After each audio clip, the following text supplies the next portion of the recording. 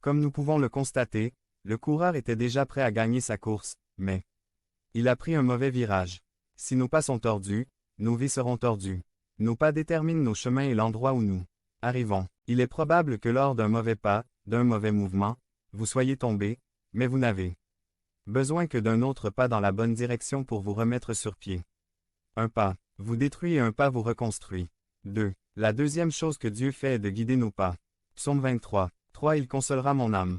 Il me guidera dans les sentiers de la justice, à cause de son nom. L'une des plus grandes erreurs que commettent les chrétiens est de penser que nous marchons dans la sainteté sur la base de nos propres mérites.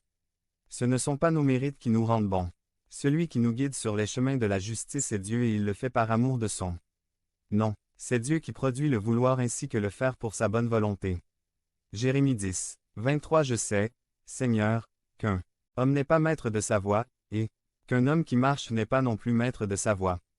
Dieu guide nos pas. Psaume 18. 33 à 34. Dieu est celui qui me ceint de puissance et qui rend mon chemin parfait, qui rend mes pieds semblables à ceux des cerfs, et me fait tenir fermement sur mes hauteurs. La troisième chose que Dieu fait est de diriger nos pas et de nous donner la direction. 337. Psaume 48. 14. Car ce Dieu est notre Dieu pour toujours et à jamais.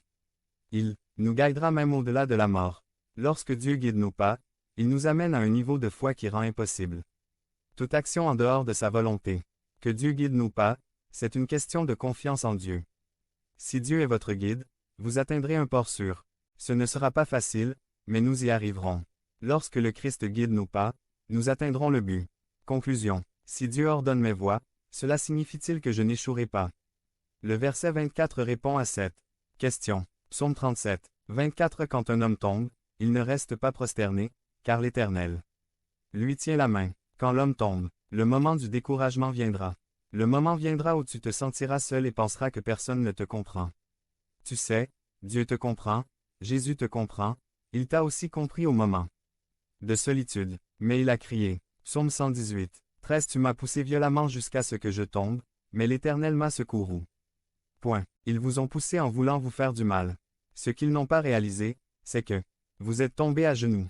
C'est à genoux que l'on trouve la victoire. Les justes crient et le Seigneur les entend. Ce n'est pas la force avec laquelle vous tombez qui compte, mais la façon dont vous vous relevez. Vidéo 2. La jeune fille qui tombe. Devenez membre de la chaîne et soyez un instrument de la parole de Dieu. Ne manquez pas cette opportunité d'avoir un impact sur des vies. Cliquez maintenant sur le lien dans la description et aidez-nous à diffuser la parole de Dieu.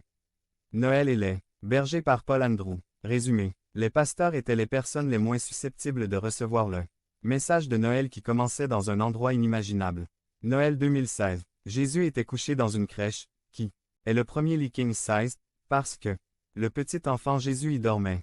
Chaque année, le Père Noël reçoit plus d'1 million de messages électroniques. Christian, un garçon de 7 ans, lui écrit. Maman et papa disent que je ne me suis pas bien comporté ces derniers jours. À quel point dois-je être mauvais pour perdre mes cadeaux? Luc est considéré comme un homme d'une grande éducation pour la manière dont il présente les personnages et les choses importantes. Un édit de César Auguste rapporte que Quirinius était gouverneur de Syrie. Explique pourquoi il n'y a pas d'hébergement à Bethléem. Mais Luc mentionne aussi les bergers qui passaient la nuit dans les champs, les gens simples du lieu qui vivaient et travaillaient en marge de la société furent pourtant les premiers à entendre la bonne nouvelle. Les pasteurs étaient les personnes les moins susceptibles de recevoir le message de Noël, qui commençait dans un endroit inimaginable. De même,